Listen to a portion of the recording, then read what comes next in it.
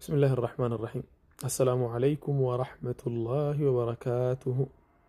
ودنا يتكبرات شو عندهم وجهين ناس وجبا لا تشبت يا الله سلام بدنا انت لا يهون يالكم. كهونا يزي وديه ميلا كلين فيديوش نبرون نسو انني فيديوش استيمال ستباتشو تبلون ميلا كلين ملس ميستباتشو فيديوش سايهونو ህጋዊ የሆነ በህግ እንትን የተደረገ የተደገፈ መልስ የሚፈልጉ ንግግሮች እንጂ ማስረጃ የሚፈልጉ ንግግሮች አልነበሩም። ምክንያቱ ሲባል የሆነ ነገር ለመረዳት ጥያቄ ያቀረበን ሰው ማስረጃ አቅርበህለት ታስረዳዋለህ። ለመስደብ ደግሞ ማህበረሰብን ለማጋጨት ሙስሊሙን ከሌላ እምነት ተከታዮች ጋር ለማጋጨትና ሰላምን ለማደፍረስ የሚጥርን ሰው ደግሞ እሱን ለህግ ማቅረብና ተገቢውን እርምጃ በህግ አግባብ መውሰድ እንጂ ለሱ መልስ ሰጣለው ብሎ መውጣት ያልተፈለገውን ነገር ማድረግ ነው የሚሆነው። እና ቪዲዮዎች ሲላኩልኝ በውስጥ መስመር መልስ አሰጥበትም ዝም ብዬ ነው የማልፈው። ነግሬያቸዋለሁ ከዚህ በፊት በጣም ከባድ ጥያቄ ተብለው የሚታሰቡ ጥያቄዎችን ሁላ ሲልኩልን በስርዓት ገብተን ስመልስ ነበር እና ብዙ ወንድሞቼ ማለት ነው። እኔ ደግሞ ላልተወሰነ ጊዜ ሶሻል ሚዲያው ላይ የለሁም ተቅሪበን ከአንድ አመት በላይ አንዳንዴ ብቻ ገባ ብዬ ነው የምወጣው ብዙ ነገሮች ቢዚ ያደረጉኝም ስለነበር ወላኪን ከበፊትም ጀምሮ ጥያቄዎች ሲጠየቁ በቂ የሆነ በቁርአናዊ ማስረጃ የተደገፈ በሐዲስ የተደገፈ ሎጂካሊም ደግሞ በጣም ቀቡልነት ያለውን ነገር እያቀረብን ትክክለኛ ነገር እያስረዳን እያስተማርን ነበር። ስርዓት አልበኝነቱ ሲመጣ ደግሞ እኛ ሶሻል ሚዲያ ላይ የመጣ ነው ላይክን ፍለጋ አይደለም ወይ ደግሞ ሼርን ለመፈለግ ብዙ ሰዎች ላይክ እንዲያደርጉልን እንዲያጨበጭቡልን አይደለም። ላይክ ለመሰብሰብማ መስደብ ብቻ እኮ በቂ ነው። ባለጌ መሆን በቂ ነው። እናንተም ታውቁታላችሁ። ዘንድሮ እርግጥ ባለመልኩ ሰዎች በተረጋጋ መልኩ የሚያስረዳና የሚያስተምር ሰው ሳይሆን የሚሳደብ ሰው ነው ላይኩ የሚበዛለት። ሰውን ከሰው ጋር የሚያጋጭ ማህበረሰብን ከማህበረሰብ ጋር የሚያላትም አይነት አካሄድ ያለው ሰው ነው ብዙ ፎሎወር ለማግኘትም እድሉ ያለው ማለት ነው። ከሌኮ ጀግና ነው ከሌኮ እንትን ነው እየተባለ የሚጨፈርለትም እንደዚያ ያለ ሰው ነው። እኛ ደግሞ እንደ ሙስሊም እስልምና እምነት ተከታዮች እንደመሆናችን ከምንከለከላቸው ነገሮች አንደኛው ምንድነው? ሰው መዝለፍና ማንቋሻሽ ነው። ወላ ተስቡ الذين يدعون من دون الله فيسبوا الله عدوا بغير علم ሌላን እምነት ማንቋሻሽ መስደብ እንትን ማለት ኢስላማዊ ክልከላ ያለበት ነገር ነው። ያንን ነገር የሰራ ግለሰብ ኢስላም ያዘዘበትን ነገር ሳይሆን ራሱ የፈለገውን ነገር ነው ያደረገው ስሜቱን የተከተለው ማለት ነው። ሌላኛው ደግሞ አላህ Subhanahu Wa Ta'ala ቁርአን ላይ ሲነግረን ادعو الى سبيل ربك بالحكمة والموعظة الحسنة በጥበብ በተሞላበት መልኩ በእውቀትና በጥበብ ነው ኢስላም ዳዕዋ አድርጉ ሰዎችን ተጣሩ ብሎ ያዘዘንም ማለት ነው። ስለዚህ ከኢስላም አንፃር መስደብም ማንቋሻሽም መዋሸትም የመሳሰሉ ነገሮች በአጠቃላይ የሚደገፉ ሳይሆን የሚከለከሉ ተግባራት ናቸው። ዳዕዋ ከሚያደርግ ሰው በፊትም ያንን ስነ ምግባር ብዙ ወንድሞቻችን ሲተገብሩትም ነበር። በዚያ ምክንያትም ነው ብዙ ሰዎችን የሚያሰለሙትም።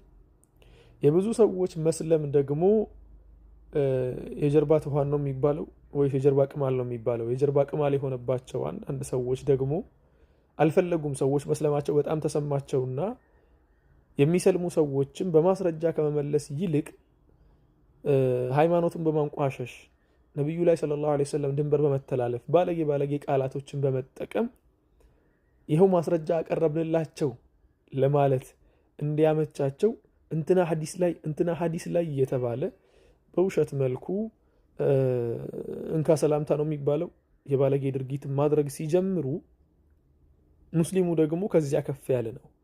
ንግግሩም ከዚያ ከፍ ያለ ነው። ብልግናው ውስጥ ገብቶ መጨቂያት የማይፈልግም። መልስ ከመስጠት ይልቅ ህጋዊ በሆነ መልኩ ሌላ የህግ አግባብ ባለው መልኩ መልስ ይኬድበታል። መልስ የሚሰጥበት መንገድ ይኬድበታል ማለት ነው። ስለዚህ ምን ልላችሁ ፈልጌ ነው ዱዓቶቻችን በፊትም በጨዋነት ነው የምትታወቁት ዳዕዋ በማድረግ። አሁን የሚገርማችሁ ነገር ረመዳን ከገባ በኋላ ገሬ ሸሃዳ የሚባል አለ። ኦሮሚፋ ቋንቋ ላይ የሚሰራ ግሩፕ አለ። የሸሃዳ ወንድማማቾች ግሩፕ የሚል ማለት ነው። ወደ እስልምና የተመለሱ ወንድም እህቶቻችን ወይ ደግሞ የሰለሙ ወንድም እህቶቻችን የተመለሱ የሚባለው ያ ኦሪጂናሊ የሰው ልጅ ሲፈጠርም ኢስላም ስለነበር ነው። ወደ እስልምና የገቡ ወንድም እህቶቻችን የሚሰበሰቡበት ግሩፕ ነውና አንድ ወንድማችን ሲነግረኝ ተቅሪበን ረመዳን ከገባ በኋላ ራሱ 10 ቀን አይደለ ዛሬ ረመዳን ከገባ አነሰ ከተባለ ከ80 ሰዎች በላይ አስልመናል ነው ያለኝ። ልጁ በዚህ እንትን ላይ የሚሰራ ልጅ ነው።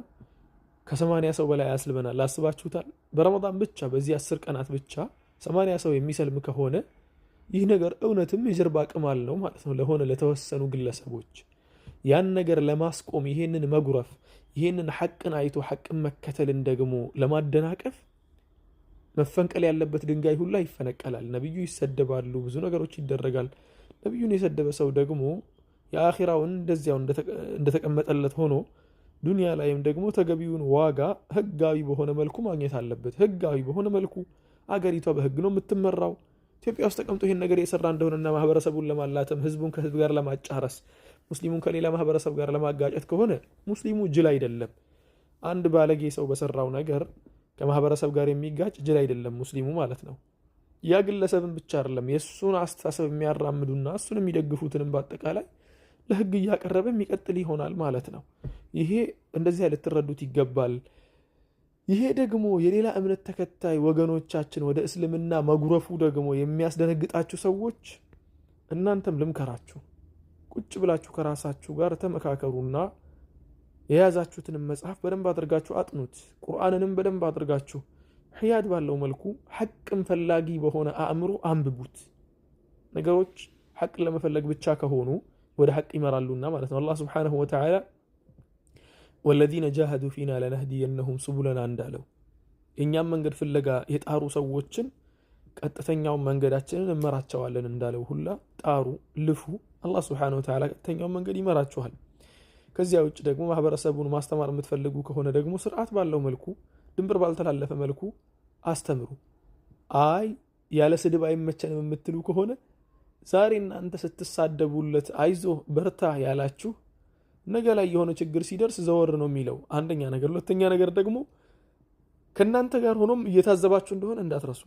ይህ ግለሰብ ከናንተ ጋር ነው እየሰደባችሁለት እንኳ እየታዘባችሁ ነው። የሆነ ጊዜ አንደኛው በውሸት ሰውን አስመሰከረና ምስክር ጠርቶ መስክርልኝ አለው በውሸት። እሺ ብሎ መሰከረለት። ከመሰከረለት በኋላ